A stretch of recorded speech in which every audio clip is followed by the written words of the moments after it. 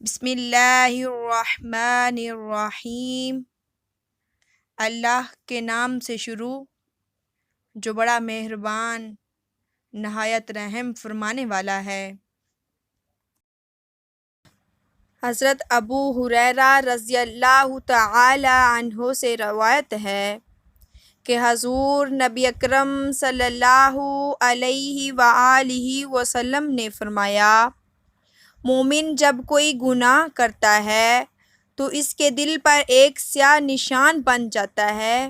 پھر اگر وہ توبہ کر لے اور گناہ سے ہٹ جائے اور استغفار کرے تو اس کا دل صاف ہو جاتا ہے،